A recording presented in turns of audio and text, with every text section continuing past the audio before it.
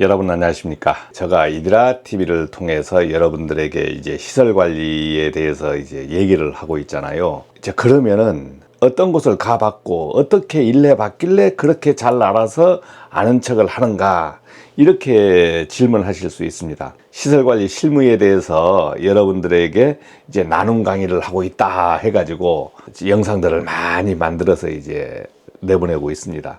그것을 하려고 하면은 내가 어떠한 경험을 한 바탕이 있어야 되고, 당신이 맞다면 한번 증명해 보세요 했을 때는 증명할 수 있어야 됩니다. 제가 이제 기술 자격증을 기준으로 해서 시설 관리에 근무를 했는데, 우선은 어떤 곳에 해봤냐, 건물의 종류별로 근무해 본 것은 수산물 공장, 위락시설, 산업 현장, 그 다음에 아파트 건설 현장, 그 다음에 아파트 관리소, 국립박물관, 성원개발 본사라고 맥서브 본사, 종합병원, 전기소방감리, 그 다음에 정부청사, 그 다음에 국제학교, 호텔, 현재 있는 교육연구 관련 건물. 야, 해보니까 정상적으로 1년 이상 근무했던 곳이 15곳이 됩니다. 신발 공장 아르바이트부터 막 한 것까지 하면은 한 17군데 근무했던 것 같아요. 제 기억으로는. 다양한 곳에 근무를 해봤잖아요. 성원개발이고 현재는 맥서브지만 맥서브의 37의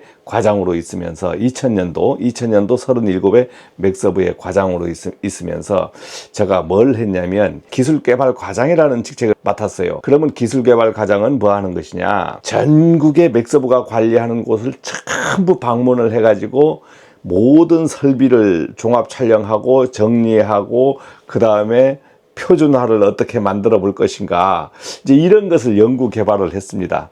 모든 이제 사진들이 하나하나 찍히고 있는데, 우선은 현장 분류를 어떻게 했냐면은 본사부터 분류를 해서 본사, 국립박물관, 종합병원, 빌딩 건물, 교육문화관, 산업 현장, 전 현장을 분류를 해봤습니다. 모든 현장에 들어가서 이제 근무하는 것을 다 살펴봤거든요.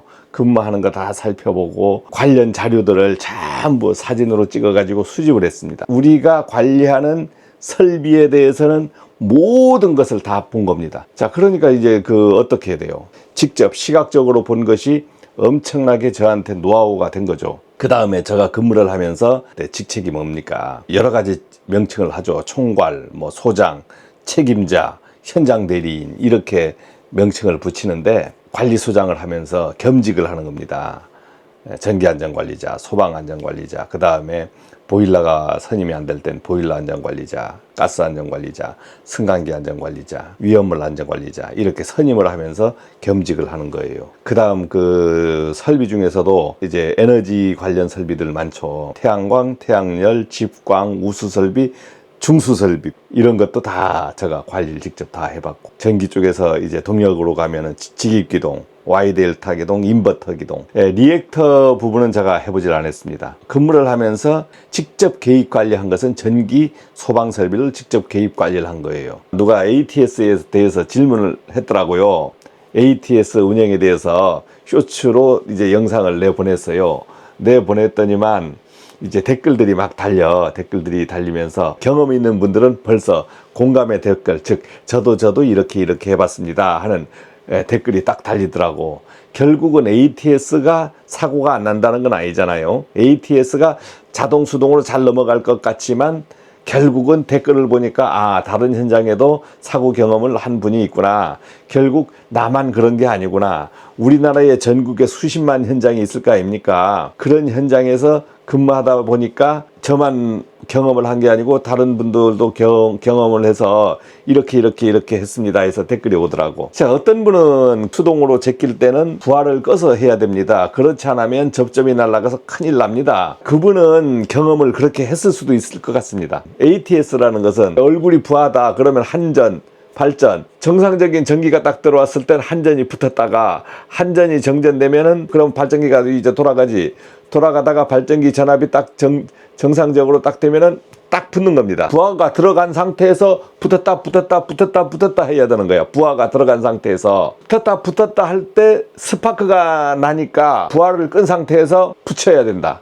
이제 이렇게 얘기하시는 거야. 자, 근데 문제는 부하를 죽여버리면 ATS는 빨리 공급을 하기 위한 건데 부하를 죽여? 그럼 붙여놓고 부하를 다시 올린다. 이 스파크가 날까 봐서 이렇게 말씀하시더라고. ATS가 마그네트처럼 계속 붙었다 하는 거면 모르겠는데 이 접점은 진짜 한번 붙었다 하면 1년에 한 번, 2년에 한 번 정기 검사할 때나 한 번 붙었다가 떨어졌지는 이러한 기기란 말입니다. 우리가 메인 차단기들이 거의 오르락 내리락 안 하잖아요. 그렇지만 그 내구성은 수십 번, 수백 번, 수천 번을 오르고 내려도 이 접점이 버티는 접점이에요. 그리고 그 부하를 버텨야 돼. 최대 부하를 다 버텨야 되는 접점이기 때문에 이것이 붙었다 떨어졌다고 해서 이 접점이 날아가면은 ATS가 되질 않습니다. ATS가 되는 게 아니에요. V12가 우리가 떨어졌다 올렸다 막 계속 하는데 여러 번 했다고 그게 접점이 날아가 버리면 그건 V12가 아니잖아요. 이제 무부하로 하는 것은 있어. 이제 LBS나 달록이나 휴즈 같은 것은 붙였다고 문제가 되는 건 아니지만 엄청나게 불꽃이 크단 말입니다. 막아줄 장치가 취약하다 보니까 그런 것들은 무부하로 이제 개폐를 하는데 V10이나 A10이나 차단기나 ATS 같은 경우는 소호장치가 딱 안에 갖춰져 있어요. 불꽃이 튀어도 밖으로 나오지 않게끔 갖춰져 있어. 그러니까 이 접점은 당연히 버티는 거지. 팍 해도 버티게끔 되어 있습니다. 저는 두 번을 했죠. 두 번을 경험을 했는데 한전에서 발전으로 자동 넘어가지 않으면 그때는 선택 스위치를 수동 위치에 놓고 발전으로 전환시켜주면 넘어가는데 이제 그러지 않을 때가 있어. 그러지 않을 때, 즉 자동에서 넘어가는데 중간에서 ATS가 걸려버릴 때가 있다고. 걸려버릴 때 저는 33년 전에 경험을 하니까 요즘에 ATS는 걸리는 걸 못 봤어요. 33년 전에 경험을 한 거고 그 이후에 ATS가 중간에 걸리는 것은 제가 현장에서 경험을 못했습니다. 정기 검사하면서 자체 정전, 그 다음 작업하면서 자체 정전, 그 다음에 한전 정전 수십 번 당하면서 이제 비상발전기를 운전해 보니까 ATS가 전체 자동으로 다 잘 넘어가더라. 딱 한 곳에서는 자동, 수동 모드 나오렸다가 안 넘어가서 다시 수동에서 자동으로 넘긴 적이 있어요. 33년 전에는 이게 딱 가운데 걸려서 따따따따따따 이게 ATS가 뜨는 거예요. 이야, 당황스럽죠. 정전돼서 발전기가 돌아갔는데 발전 전원이 안 켜지는 거야. 조명들이 안 켜지는 거예요. 전기실에 조명이 다다다닥 들어오거든요. 안 켜지는 거야. 그래서 딱 ATS에 가봤더니만 ATS 이제 배전반 문을 열어보니까 소리가 딱딱딱딱딱딱딱딱딱딱딱 하면서 이게 떠는 거야. 내부에서 딱딱딱딱 하니까 이렇게 됐을 것이다. 결국은 안 붙는 거지. 그러니까 이제 레바를 집어가지고 그때는 구멍에 이렇게 넣는 거였어요. 기억하기를. 넣어서 이거 어떻게 하지? 에이 모르겠다. 제껴버렸지. 제끼니까 떨깍 하면서 제껴지더라고요. 아하, 이렇게 하는 거구나. 그래서 이제 발전기가 넘어간 후에 또 다시 복구되잖아요. 복구될 때 한 번 더 제껴봤어요. 그냥 수동에서 그냥 제껴봤다고. 그러니까 넘어가더라고.